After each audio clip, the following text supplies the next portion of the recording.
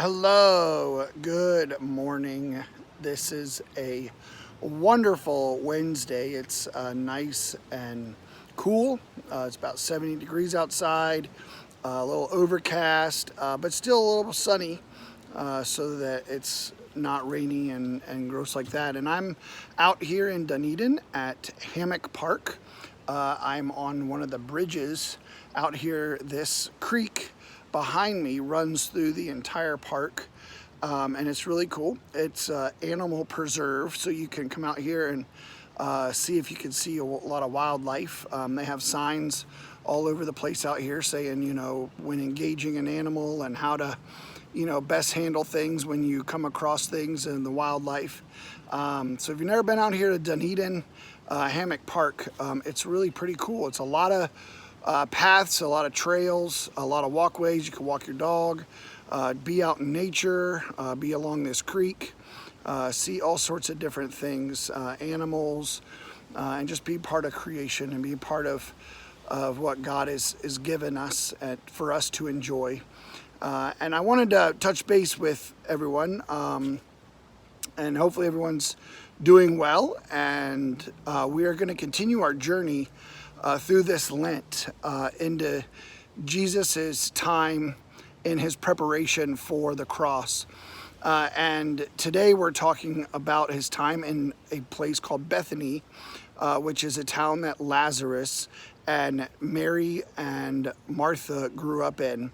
And Jesus is at a time when he understands that the end is near, and he only has several weeks or months, several weeks left before he endures the cross.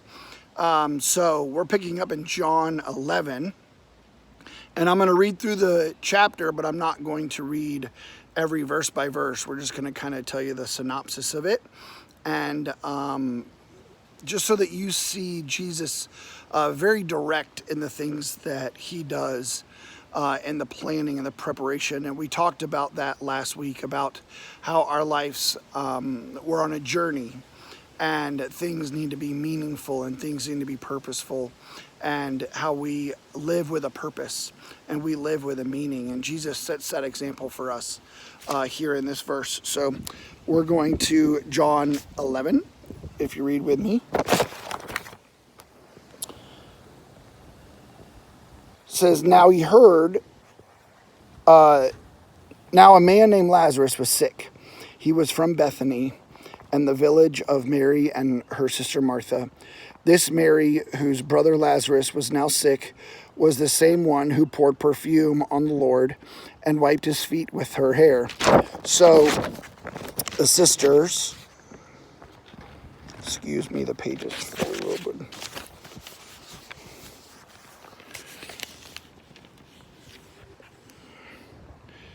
Jesus loved Martha and her sister and Lazarus. Yet, when he heard that Lazarus was sick, he stayed where he was for 2 more days. Then he said to his disciples, "Let us go to Judea." "But Rabbi," they said, "for a short while ago, the Jews tried to stone you, and yet you want to go back there?" Jesus answered, "Are there not 12 hours of daylight? A man who walks by day will not stumble, for he sees by this world's light. It is when he walks by night that he stumbles, for he has no light." After he said this, he went on to tell them, "Our friend Lazarus has fallen asleep, but I am going to wake him up." Then we go back down on 17. On his arrival, Jesus found that Lazarus had already been in the tomb for 4 days. Bethany was less than 2 miles from Jerusalem, but the Jews had come to Martha and Mary to comfort them in the loss of their brother. When Martha heard that Jesus was coming, she went out to meet him, but Mary stayed at home. Then we go down to verse 38. Jesus, once more deeply moved, came to the tomb. It was a cave with the stone laid across the entrance. "Take away the stone," he said. "But Lord," said Martha, the sister of the dead man, but by this time there was a bad odor, because he had been in there for 4 days. Then Jesus said, Did I not tell you that if you believed, you will see the glory of God?" So they took away the stone, and Jesus looked up and said, "Father, I thank you that you have heard me. I knew that you always hear me, but I said this for the benefit of the people standing here, and that they may believe that you sent me." When he had said this, and Jesus called in a loud voice, "Lazarus, come out." The dead man came out with his hands and feet wrapped with stripes of linen and cloths around his face. Jesus said, "Take off the grave clothes and let him go." See, Jesus had a plan and had a purpose. And the meaningful part of Jesus' time in Bethany was the resurrection of Lazarus. And if he had gone there and healed him, Lazarus would have been just another man that he healed from sickness, another person in the long line of people throughout the Gospels that Jesus healed. But because Jesus had his mission and had his purpose and waited and knew that God was going to be with him during this whole journey, Jesus rose him from the dead, and Lazarus became he became special because he was risen from the grave. And Jesus didn't do that to many people, but he did it to him. And so there's times in our life when we try to say, well, why are we going through this? Why are we going through that? And when we come out the other side, we realize God's plan was for something so much better, that it was for something so much more in depth and more purposeful. And I want you to be reminded of that as you experience life, that God has a plan for you, that God has a purpose, that God will slow things down when God needs to, and God will act when God is ready. And the story of Lazarus with Jesus is a prime example. He went on to another town, he delayed, and he explained to his disciples that this is going to be far better than just going to heal a sick man. And for Lazarus, it definitely was. And Lazarus had a testimony beyond anyone else about Jesus' love and about Jesus' grace and mercy and compassion. And it is in this verse, in John 11:14, it says Jesus wept.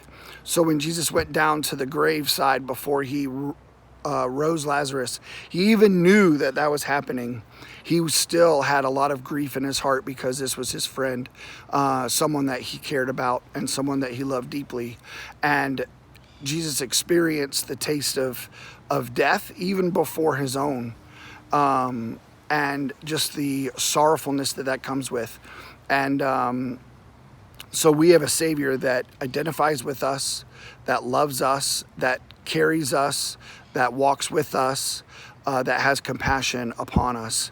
And we thank you for that. And I hope that the rest of this week goes well. And I will be with you at another park in some other time next Wednesday. So here's one of the signs. It says, beware of the wildlife. And it might be a little bit backwards to you, but there it is. So if you're out here in Hammock Park, bring shoes, bring a walking stick, and get ready to see some wildlife. All right, take care. Have a wonderful rest of the day. Bye.